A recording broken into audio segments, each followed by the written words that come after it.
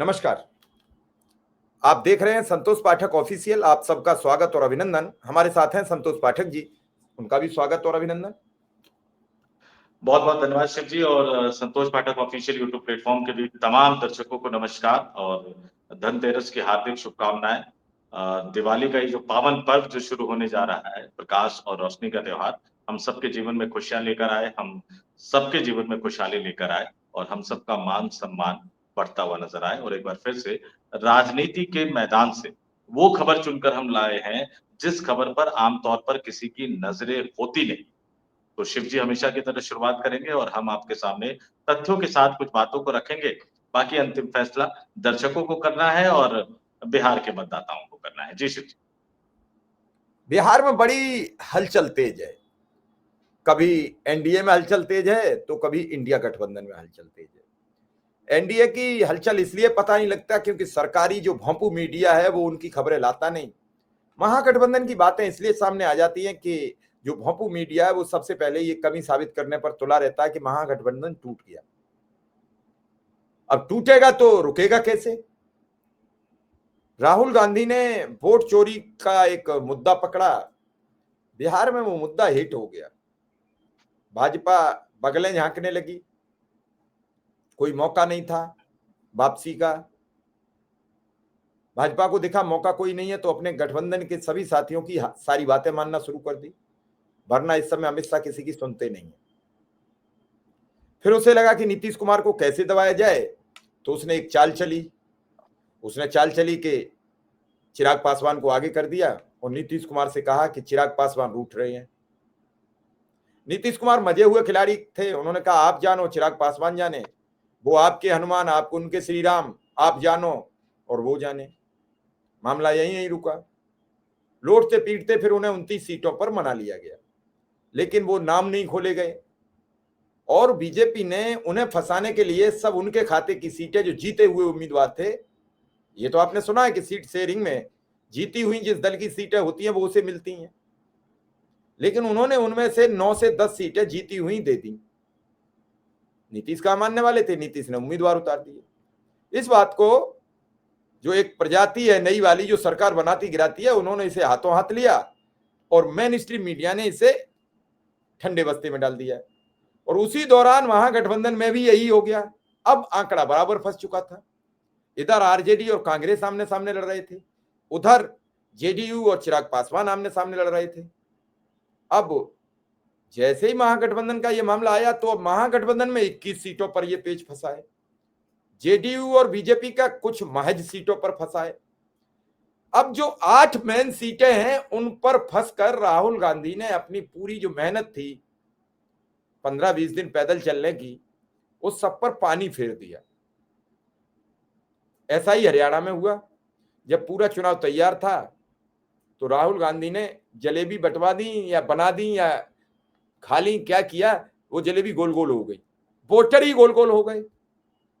महाराष्ट्र में नाना पटोले ने ऐसा रायता फैलाया कि कांग्रेस अपनी सबसे शर्मनाक हार वहां स्वीकार करी।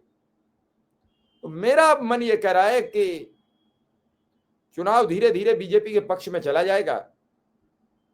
बीजेपी जंगल राज के नाम पर चुनाव लड़ेगी और दो मुद्दे इस समय देश में बहुत हावी हैं, एक तो अपराध और एक हिंदू मुसलमान।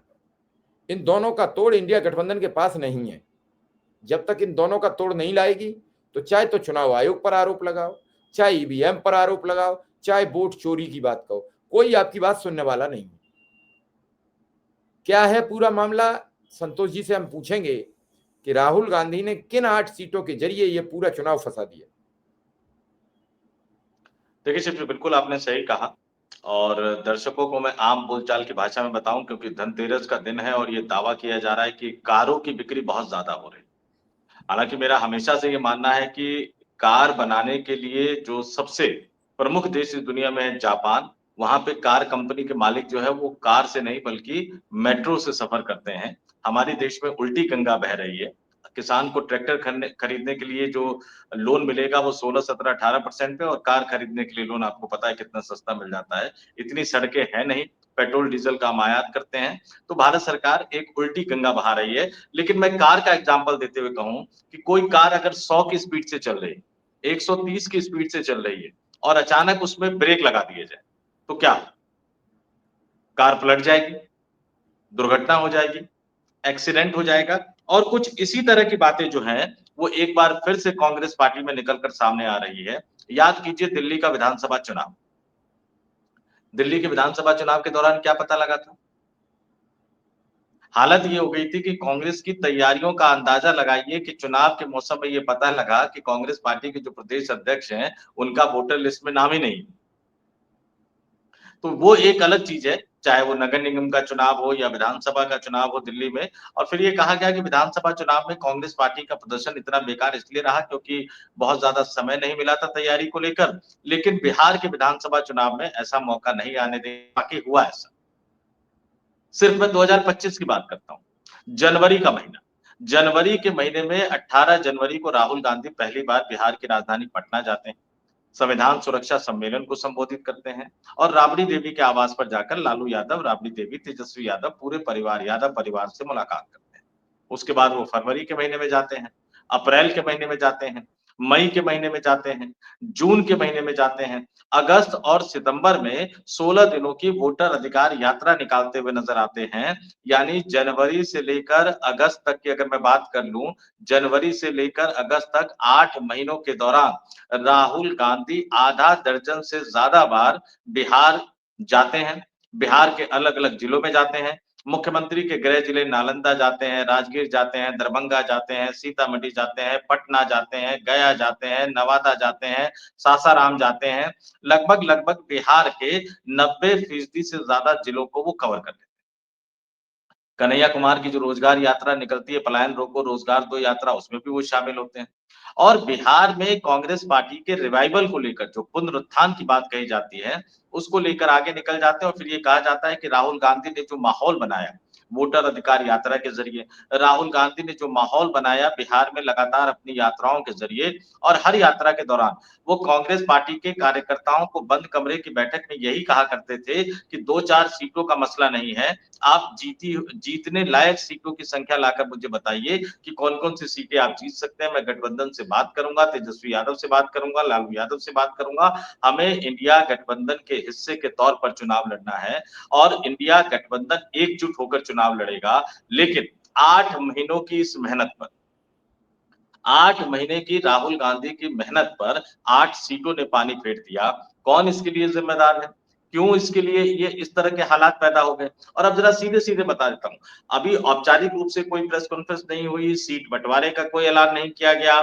खबरें इस तरह से निकल के सामने आएगी कि मुकेश सहनी निकलने वाले थे, आखिरी समय पर दीपांकर भट्टाचार्य ने इंटरवीन किया। उन्होंने मुकेश सहनी को ये राय दी कि आप राहुल गांधी को लिखकर बताइए। अब गठबंधन में लिखकर किसी को बताना पड़े, खैर उन्होंने लिखकर बताया। लिखने के बाद राहुल गांधी ने इंटरवीन किया, दीपांकर भट्टाचार्य ने इंटरवीन किया जो कि सीपीआई माले के राष्ट्रीय महासचिव है, और कुछ सीटों पर जाकर बात बनी। कहीं 15 की बात कही जा रही है, कहीं 18 की बात कही जा रही है, लेकिन हालत ये हो गई कि मुकेश सहनी खुद चुनाव नहीं लड़ रहे। और जिस गठबंधन के नेता 16 दिनों तक बिहार की सड़कों पर एकजुट नजर आ रहे थे वोटर अधिकार यात्रा के जरिए, उसी गठबंधन में अब 8 सीटों पर पेच ऐसा फंस गया कि 8 सीटों पर फ्रेंडली फाइट होने की बात कही जा रही है। और जरा मैं बता दूंगा, जहां एक-एक सीट का महत्व है। पिछली बार सरकार बनने से कैसे रह गया था सिर्फ? 122 सीट चाहिए बहुमत के लिए, 125 सीट एनडीए जीती, 110 सीट जो थे वो महागठबंधन जीती। 2015 के मुकाबले 5 सीट कम तेजस्वी यादव की आई, 2015 के मुकाबले 8 सीट कम कांग्रेस पार्टी की आई और सत्ता से बाहर हो गए। सत्ता हाथ नहीं आई इनके, एनडीए फिर से रिपीट कर गया। तो ऐसे में 8 सीट जरा देख लीजिए। सबसे पहले कहलगांव विधानसभा सीट, दर्शकों के सामने तथ्यों के साथ रखते हैं। यहाँ पर राष्ट्रीय जनता दल और कांग्रेस के प्रत्याशी आमने-सामने हैं। आरजेडी से रजनीश यादव ने नामांकन कर दिया है, कांग्रेस की ओर से परवीन कुशवाहा ने किया है। तारापुर विधानसभा सीट, आरजेडी और वीआईपी यानी मुकेश सहनी की पार्टी आमने सामने है। आरजेडी से अरुण शाह ने नामांकन दाखिल किया है, वहीं वीआईपी की ओर से सकल देव सिंह ने नामांकन दाखिल किया है। तीसरी सीट बछवाड़ा, यहां पर कांग्रेस और सीपीआई आमने सामने है। कांग्रेस से प्रकाश दास ने नॉमिनेशन किया है और सीपीआई से अवधेश कुमार राय ने नॉमिनेशन किया है। बिहार शरीफ में भी कांग्रेस और सीपीआई के प्रत्याशी आमने सामने हैं। यहां से कांग्रेस से उमेर खान ने और सीपीआई के शिव प्रसाद यादव ने नॉमिनेशन का पर्चा भरा है।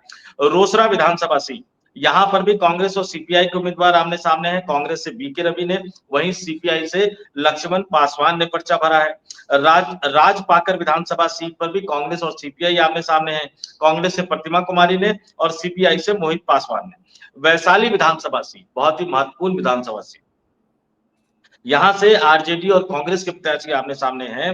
आरजेडी से अजय कुशवाहा ने पर्चा भरा है और कांग्रेस से इंजीनियर संजीव सिंह ने पर्चा भरा है। और सबसे बहुचर्चित सीट लालगंज सीट जी, लालगंज सीट मुन्ना शुक्ला, सब जानते हैं, शुक्ला ब्रदर्स मुजफ्फरपुर में प्रभावशाली नेता माने जाते हैं। हालांकि बाहुबली नेता या उस तरह के नेता की बात छोड़ दीजिए, चाहे वो एनडीए गठबंधन हो या यूपीए गठबंधन, इंडिया गठबंधन हो, दोनों में ही कई तरह के बाहुबली लड़ रहे हैं। तो अपराध की बात तो छोड़ ही देते हैं, उस पर राजनीतिक आरोप प्रत्यारोप जो हो, लेकिन लालगंज विधानसभा सीट पर आरजेडी और कांग्रेस के प्रत्याशी आमने सामने हैं।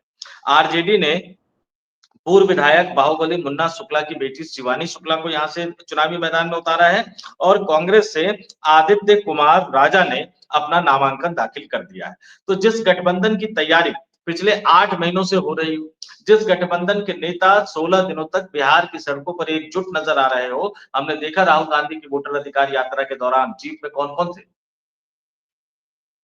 तेजस्वी यादव भी थे, मुकेश सहनी भी थे, दीपांकर भट्टाचार्य भी थे, सीपीआई के नेता भी थे, सीपीएम के नेता भी थे।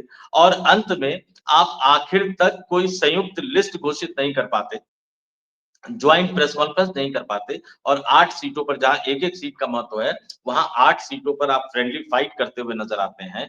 एनडीए गठबंधन को लेकर आप जो कुछ भी कह लीजिए, मैं सीधा-सीधा कहता हूं शिव जी, देश के लोकतंत्र की रक्षा के लिए, मजबूती के लिए मजबूत सरकार के साथ-साथ मजबूत विपक्ष का भी होना जरूरी है।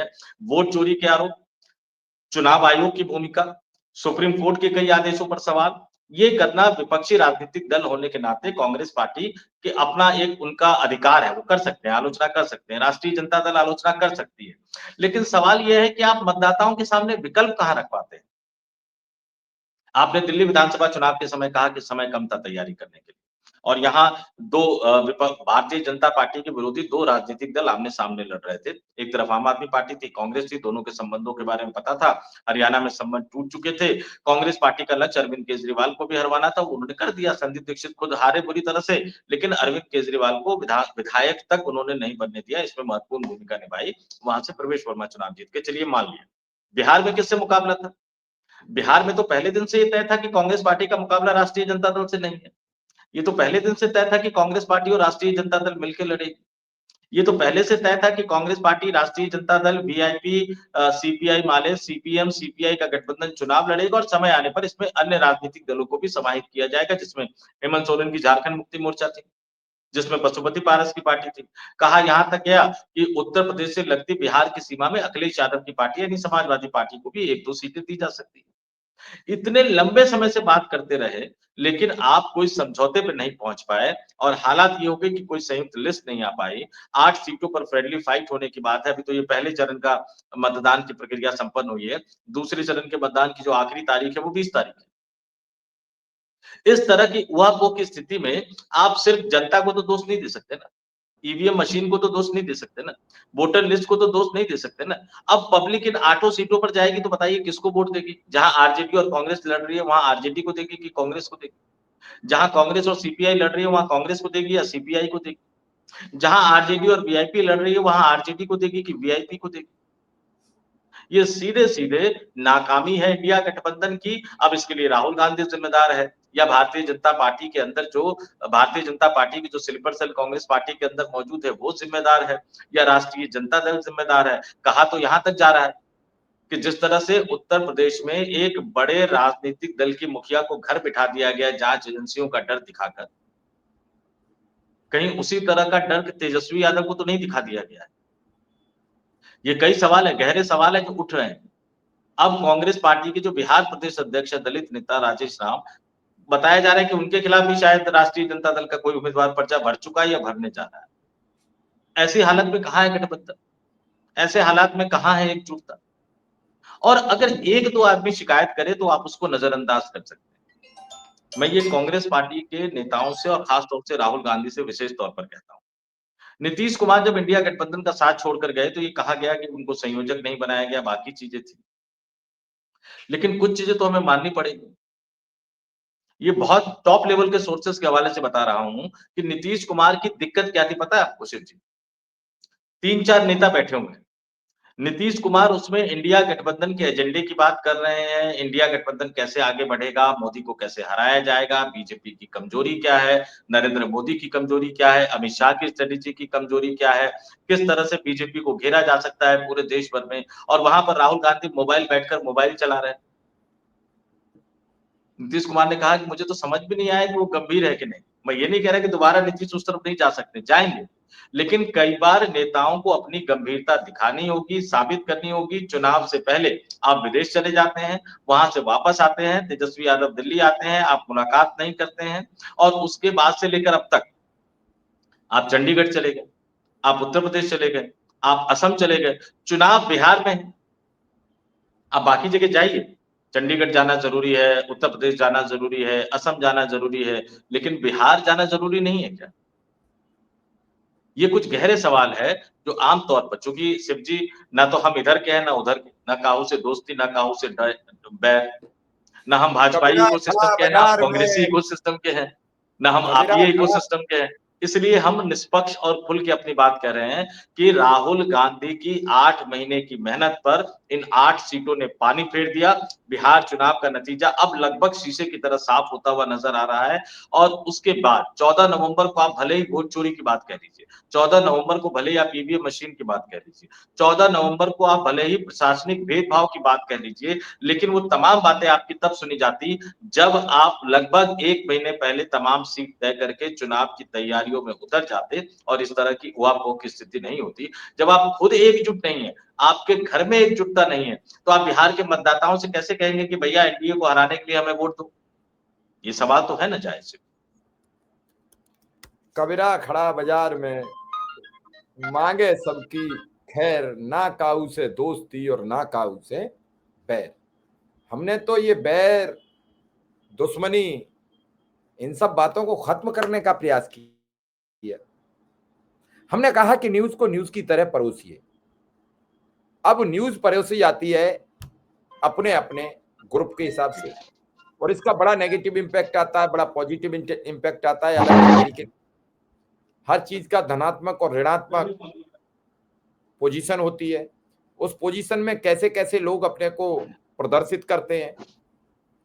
अगर इंडिया गठबंधन आपस में लड़ता रहा तो आप ये मान लीजिए 8 सीटें तो वैसे ही एनडीए गठबंधन जीत जाएगा।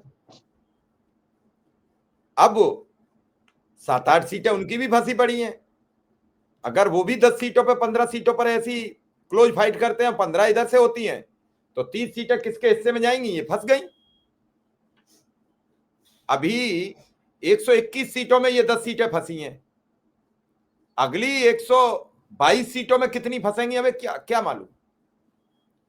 और इस बार अगर कुछ नहीं कर पाया इंडिया गठबंधन या कांग्रेस आरजेडी, तो अगली बार क्या होगा आने वाला वक्त बताएगा। मैं तो ये सलाह दे रहा हूं अखिलेश यादव अभी से सीटें फाइनल कर लें, अगर यूपी में राहुल गांधी के साथ बनना है, वरना फिर यहां भी रायता फैल जाएगा। तो सबसे बड़ी बात है संतोष जी कि राहुल गांधी कभी कभी जिम्मेदारी से विरत हो जाते हैं।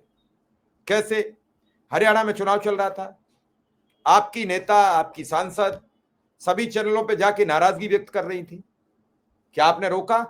रोका होता तो आज सरकार होती। महाराष्ट्र में आपके छुटवैया नेता कई तरीके का टिकट बंटवारे को लेकर बयान दे रहे थे, आपने रोका? नहीं रोका, नुकसान हो गया। बिहार को लेकर आपके कई नेता, पता नहीं क्या था, पिछली बार अखिलेश प्रसाद थे तो उन्होंने 70 सीटें भी ले ली, उन्होंने कैसे एडजस्ट किया। इस बार अखिलेश प्रताप भी इस जुगाड़ में रहे कि मामला बिगड़ता रहे, मामला बिगड़ता रहे, उन्होंने बिगाड़ भी दिया और कांग्रेस को यह साबित कर दिया कि आप बिना हमारे कांग्रेस बिहार में नहीं चला पाओगे। यही तो है खेल। अगर आप ही के नेता, आप ही के राज्यसभा सांसद, आप ही के द्वारा भेजे गए इस पद तक लोग आपको हराने पर जुट जाते हैं और आप तय नहीं कर पा रहे हो, भारतीय जनता पार्टी में जब नंद किशोर यादव की टिकट कटी तो उन्होंने क्या कहा कि पार्टी ने मुझे बहुत कुछ दिया। कई लोगों की टिकटें कटी, कूद रहे थे, कल अमित शाह पहुंचे तो आधे ठंडे हो गए। अरे किसी से कुछ कहा, किसी से कुछ कहा। क्योंकि राहुल गांधी में क्या है, राहुल गांधी का मुझे लगता है ईगो सिस्टम भी बहुत है कि अगर किसी ने पार्टी के बारे में कुछ बोल दिया तो अब हम उससे बात नहीं करेंगे, मुझसे जो बोल रहा बोलता रहे। उसके बोलने से आपका तो सब कुछ सत्यानाश होता रहता है। मत बोलो, आप मत बात करो। अरे आपके और नेता तो हैं, उससे ये पूछने को भाई तूने कैसे, एक लेटर तो जारी हो सकता है कि हमें कार्ड बताओ। 10 लोगों को जारी कर दो, 15 अपने आप लाइन में आ जाएंगे। अब देखेंगे राजेश राम भी आमना सामना करेंगे, आरजेडी से लड़ेंगे कि एनडीए से लड़ेंगे कि खुद से लड़ेंगे। 2 बार विधायक बन गए हैं, इस बार जीतेंगे हारेंगे उनकी किस्मत है। लेकिन एक सवाल है, क्या इस क्लोज फाइट नहीं मान सकते, फ्रेंडली फाइट नहीं मान सकते? इस त्रिकोणीय लड़ाई में अब क्या होगा? संतोष पाठक की मामला उलझ गया, अब तो 122 के भी पर्चे दाखिल हो जाए तब बात करनी चाहिए। देखिए, 2-3 चीजें हमें समझनी होगी। राजनीति में परिस्थितियां और टाइमिंग, ये दोनों बहुत मायने रखती है। और कैसे मायने रखती है, आप ये देखिए 2010 का विधानसभा चुनाव। 2010 के विधानसभा चुनाव में दर्शकों को जानकर हैरत होगी कि 2010 के विधानसभा चुनाव में जनता दल यूनाइटेड ने 141 सीटों पर चुनाव लड़ा था। शिव जी, मैं दोबारा बता देता हूं। 2010 के विधानसभा चुनाव में जनता दल यूनाइटेड ने 141 सीटों पर चुनाव लड़ा था। भारतीय जनता पार्टी ने 102 सीटों पर चुनाव लड़ा और 2025 में 141 वाला 101 पर आ गया है और 102 वाली भी भारतीय जनता पार्टी 101 सीट पर चुनाव लड़ रही है। क्यों? क्योंकि राजनीतिक हालात बदल गए। कांग्रेस पार्टी ने 2020 में 70 सीटें ली, 19 जीत पाए, कई वजह रही, ठीक है, 2020 को हम उसको इग्नोर करते हैं। लेकिन 2025 में आपको किसने रोका था? आपको पता था कि राष्ट्रीय जनता दल के साथ जाना है। 50 सीट हो, 55 सीट हो, 60 सीट हो, आप कम से कम 1 महीना पहले तय कर लेते। और अगर 1 महीने पहले भी तय नहीं हो पा रहा था, तो आप गठबंधन तोड़कर मान लीजिए बिहार के सभी 243 विधानसभा सीटों पर चुनाव लड़ने का ऐलान कर देते। भाई आपके जो बयान बहादुर नेता थे, जो ये कह रहे थे कि कांग्रेस पार्टी इतनी मजबूत हो गई है कि हमें इतनी सीटें चाहिए, उनसे पूछ लेते कि बताओ भैया अगर हमें 70 नहीं मिल रहा है या 60 नहीं मिल रहा है, तो 243 सीट पे है तुम्हारे पास उम्मीदवार चुनाव लड़ाने के लिए, लेके आओ लिस्ट। इतना ही पूछ लेते। मध्य प्रदेश में आपके जो पूर्व मुख्यमंत्री थे, वो अखिलेश वखिलेश का बयान दे रहे हैं। अखिलेश यादव के बारे में क्या इस तरह का बयान देना चाहिए इंडिया गठबंधन को? भाई कांग्रेस के बाद दूसरे नंबर की पार्टी है इंडिया गठबंधन के अंदर। आपने कमलनाथ के खिलाफ तो कुछ नहीं किया। लोकसभा चुनाव में भी उत्तर प्रदेश में समाजवादी पार्टी से आखिरी समय तक आपकी लड़ाई होती रही। देखिए, कौन जीता, कौन हारा, किसकी सीटें ज्यादा होनी चाहिए, किसकी सीटें कम होनी चाहिए, इस बात पर मेरी कोई दो राय नहीं। और ना ही कांग्रेस पार्टी को संतोष पाठक और शिव कुमार मिश्रा की राय माननी चाहिए। हम तो सिर्फ इतना कह रहे हैं कि भैया आर या पार, लेकिन 1 महीने पहले तो तय कर लो, जनता को बताओ तो सही। और अगर आपके नेता पहुंचते हैं कि नहीं अखिलेश यादव के साथ, आपने कहा उत्तर प्रदेश में अभी से कर लेना चाहिए। कल को मान लीजिए कि कांग्रेस के नेता पहुंचे कि नहीं हमें 150 सीटें चाहिए, 180 सीटें चाहिए, क्या अखिलेश यादव दे पाएंगे? नहीं दे पाएंगे। तो फिर उन्हीं राहुल गांधी को उन्हीं कांग्रेस के नेता से पूछ लेना चाहिए कि चलो भैया 150 तो नहीं मिलेगा, तो क्या यूपी की सभी 403 विधानसभा सीटों पर उम्मीदवार हैं, जरा लेके आओ। और ये क्यों पूछना चाहिए? मैं बताऊं, जीतन राम मांझी पहुंच गए अपनी कि हमें 40 सीट दे दो, 40 सीट दे दो। फिर वो 25 पे आए। अमित शाह ने बैठक में पूछा कि ठीक है आपके पास कौन-कौन से उम्मीदवार है, जरा 1 दर्जन नाम बता दीजिए। 12 नाम जीतन राम मांझी नहीं बता पाए। क्यों? क्योंकि सबको परिवार को एडजस्ट करना था। बीजेपी समझ गई कि उम्मीदवार इनके पास है नहीं, तो 6 पर लाकर पटक दिया। पिछली बार से भी 1 कम दे दिया। उपेंद्र कुशवाहा को भी इसी तरह से लाके रख दिया। 60-65 पर चिराग पासवान जा रहे थे, 29 पर लाकर उनको रख दिया। गठबंधन में आपको कई बातें बिल्कुल सीधे सपाट तौर पर करनी चाहिए। अगर सीधे और सपाट तौर पर आप नहीं कर पाएंगे, तो राजनीति में बहुत खामियाजा भुगतना पड़ता है। और मैं जरा दर्शकों को, क्योंकि कई हम राजनीति इतने लंबे समय तक कवर किया है, तो मैं दर्शकों को जरा 2004 और 2005 का सिर्फ 2 वाकया बता दूं। 2005 का वाकया मैं इसलिए बता रहा हूं क्योंकि 2005 बिहार की राजनीति का टर्निंग पॉइंट था। 2005 में सत्ता से हार कर लालू यादव ऐसे बाहर हुए कि अब तक वो सत्ता में कायदे से नहीं आ पाए हैं। 2 बार नीतीश कुमार की सरकार में बेटे को उप मुख्यमंत्री और मंत्री तो बना दिया, लेकिन कायदे से आ नहीं पाए। क्यों नहीं आ पाए? 2004 का लोकसभा चुनाव, भारतीय जनता पार्टी 135 सीटें जीती, कांग्रेस पार्टी 142 सीटें जीती, 7 सीटों का अंतर था, लेकिन कांग्रेस पार्टी का गठबंधन मजबूत था। बिहार में लालू यादव, रामविलास पासवान उनके साथ खड़े थे। रामविलास पासवान को सोनिया गांधी ने बुलाया, अहमद पटेल लेकर गए सोनिया गांधी के पास, उनके सामने 3 मंत्रालयों की लिस्ट सौंप दी गई और ये बता दिया गया कि इनमें से एक मंत्रालय तो डीएमके चाहता है, बाकी 2 में से कोई आप चुन लीजिए। उन्होंने रेल मंत्रालय चुन लिया। वहां से निकलकर बाहर आए, फिर उसके बाद तुरंत फोन आया कि नहीं, रेल मंत्रालय के लिए तो लालू यादव बढ़ गए। फिर रामविलास पासवान ने अपने नेताओं को लालू यादव के घर पर भेजा। लालू यादव ने वहां मना कर दिया कि नहीं नहीं, मुझे तो कोई मंत्रालय नहीं चाहिए, रामविलास पासवान भाई अगर चाहते हैं तो रेल मंत्रालय ले ले। तो उन्होंने फिर अहमद भाई को फोन किया। अब अहमद पटेल ने कहा कि अब मैं क्या कहूं, आप एक बार मैडम से ही बात कर लीजिए। मैडम से बात हुई, यानी सोनिया गांधी से बात हुई। उन्होंने कहा कि देखिए लालू जी आपको कुछ भी कहे, लेकिन उन्होंने हमें साफ कह दिया है कि वो समर्थन तभी देंगे जब हम उनको रेल मंत्रालय देंगे। तो रेल मंत्रालय लालू यादव को मिला। वो खुंदक इतनी ज्यादा थी शिव जी कि 2005 में जब फरवरी में विधानसभा चुनाव हुआ, माफ कीजिएगा, स्वर्गीय रामविलास पासवान, उस समय जीवित थे रामविलास पासवान जी, वो बिहार में लड़ गए। उनके पास इतनी सीटें आ गई कि किंग मेकर बन गए और उन्होंने सीधे कह दिया राष्ट्रीय जनता दल को कि आप किसी मुसलमान को मुख्यमंत्री बनाएंगे तभी मैं आपको समर्थन दूंगा। लालू यादव समर्थन नहीं दे पाए, सरकार किसी की नहीं बन पाई, जबकि केंद्र में यूपीए सरकार थी। केंद्र की सरकार में लालू यादव भी मंत्री थे, रामविलास पासवान भी मंत्री थे। लेकिन रामविलास पासवान को धोखे का दुख इतना ज्यादा था कि उन्होंने समर्थन नहीं दिया। उसके बाद राष्ट्रपति शासन लग गया। उसके बाद अक्टूबर में दोबारा चुनाव हुआ, नीतीश कुमार मुख्यमंत्री बन गए और तब से लेकर आज तक वो सत्ता से बाहर। अगर गठबंधन में आप टू द पॉइंट सीधी सपाट बात करने की हिम्मत नहीं रखते हैं, सीधी सपाट बेलौक कहते हैं ना कि बिंदास होकर अगर आप अपनी बातें सामने नहीं रख सकते हैं, तो फिर इसी तरह की खिचड़ी बनती है, जिस तरह की खिचड़ी बिहार की जनता के सामने महागठबंधन ने रखा है। 8 महीने की मेहनत पर 8 सीटों ने पानी फेर दिया और चुनाव का नतीजा आप बिल्कुल साफ-साफ देख लीजिए। अमित शाह का बयान बड़ा मैंने कल भी बनाया था कि भाई नीतीश मैं कुमार। आपको मेरे, हालांकि काफी लंबा प्रोग्राम हो जाएगा, मेरे पास एक अभी खबर आई है। प्रकाश सिंह है, एक पत्रकार है, बिहार के हैं, चुनाव को कवर कर रहे हैं। उन्होंने लिखा, कुछ लोग इतना उंगल कर देते हैं कि खबर बताना पड़ता है। राहुल गांधी के सबसे अहम सलाहकार जो विदेश में रहते हैं, उनके पास आज सुबह 7:30 पर बिहार में टिकट के बदले पैसों का लेन देन का वीडियो रिकॉर्डिंग, फोन पर बातचीत, सब कुछ भेजा गया। कांग्रेस के एक बेहद अहम शख्स ने दिल्ली से भेजा। फिर करीब 9 बजे राहुल गांधी से उन्होंने करीब 22 मिनट इन सब मुद्दों पर बातचीत की। अब पूछिए वीडियो में हैं कौन लोग? जिलाध्यक्ष हैं जिन्होंने पैसे लेकर बाहरी लोगों के लिए नीचे से नाम भेजे। कुछ इंडियन यूथ कांग्रेस के बाहर से आए प्रभारी है। बार रूम का एक अहम व्यक्ति है जिनका टिकट फाइनल हो रहा था। यह संभावना प्रबल बन चुकी थी। वह जिलाध्यक्ष के जरिए कैंडिडेट से यह कहलवाया कि आपको टिकट दिलवा दूंगा, इतने करोड़ यहाँ पहुंचा दीजिए। कई जिलाध्यक्ष इसमें शामिल हैं। मैं वीडियो और रिकॉर्डिंग खुद देखकर पोस्ट लिख रहा हूं। अभी पटना में पत्रकारों को वीडियो तो नहीं दिया जाएगा, लेकिन कई जिलाध्यक्ष और कांग्रेस के बड़े नेता इसको लेकर मौर्या होटल में प्रेस कॉन्फ्रेंस करने वाले हैं। अब बताइए। अब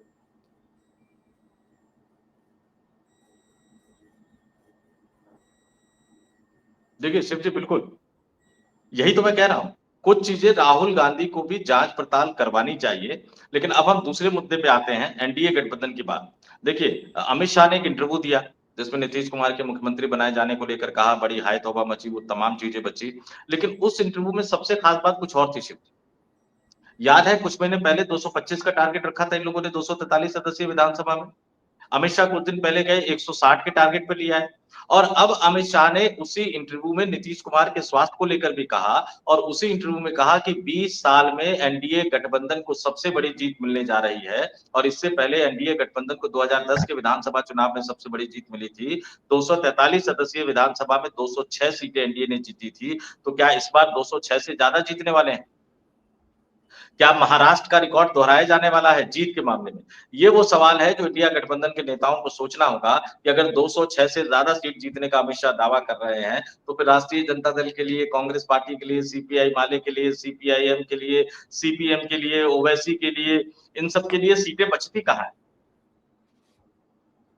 और अब अगर राहुल गांधी नहीं जीतेंगे तो फिर उत्तर प्रदेश में 2027 में क्या होगा आप ये तय मानकर चल लीजिए। अगले साल जो असम में होना है वो तय मानकर चल लीजिए, केरल में जो होना है वो तय मानकर चल लीजिए। तमिलनाडु डीएमके क्षेत्रीय पार्टी है, जहां क्षेत्रीय पार्टी लड़ रही है वहां तो कुछ हद तक चीजें बची रहती है, लेकिन जैसे ही कांग्रेस मजबूत होती है तो कांग्रेस के नेता खेल करना शुरू कर देते हैं। अब पता नहीं राहुल गांधी इस बात को समझ तो चुके हैं, लेकिन एक्शन कब लेंगे? जैसा कि आपने कहा कि भाई कारण बताओ नोटिस जारी कर दिया करो बयान बहादुर नेताओं को। ये वो सवाल है जो विपक्ष से भी पूछना तो बनता है। चलिए, हमने दर्शकों को बताइए, अब कांग्रेस के प्रेस कॉन्फ्रेंस होने के बाद फिर सच्चाई क्या है और सामने आएगी। लेकिन ये टिकट बिकने का कोई नया खेल नहीं है, सब बेच रहे हैं।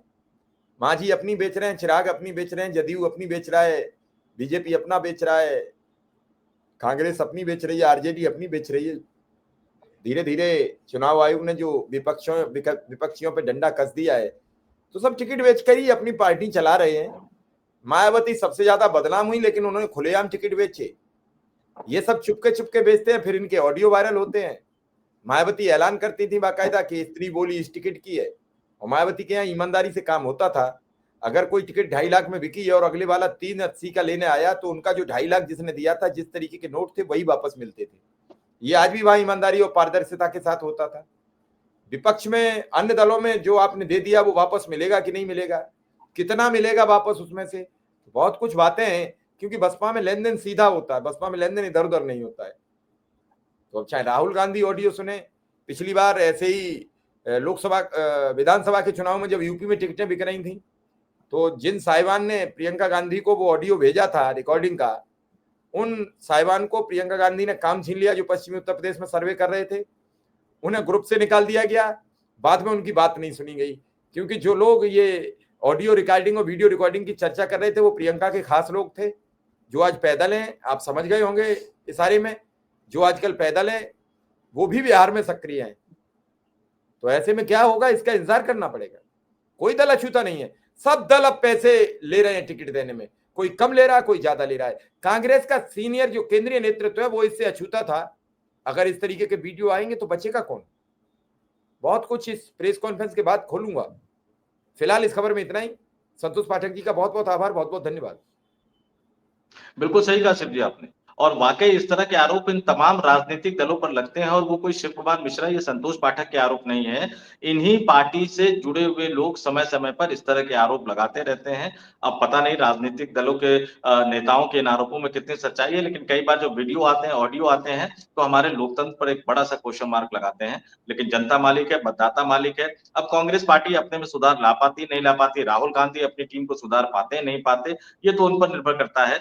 लेकिन जैसा कि हमने कहा कि ना काहू से दोस्ती ना काहू से बैर, तो इस बार हम विपक्षी राजनीतिक दल और विपक्षी गठबंधन की खबर लेकर आए हैं, क्योंकि ये खबर भारत के लोकतंत्र के लिहाज से भी बहुत जरूरी है। और अब शिव कुमार मिश्रा जी को और मुझे यानी संतोष पाठक को दीजिए इजाजत। आप तमाम दर्शकों से अपील करूंगा, वीडियो पसंद आया तो लाइक कीजिए, शेयर कीजिए, ज्यादा से ज्यादा लोगों तक पहुंचाइए और कमेंट करके जरूर बताइए कि इस स्टोरी के बारे में आपका क्या मानना है। बहुत बहुत नमस्कार, धन्यवाद। धन्यवाद।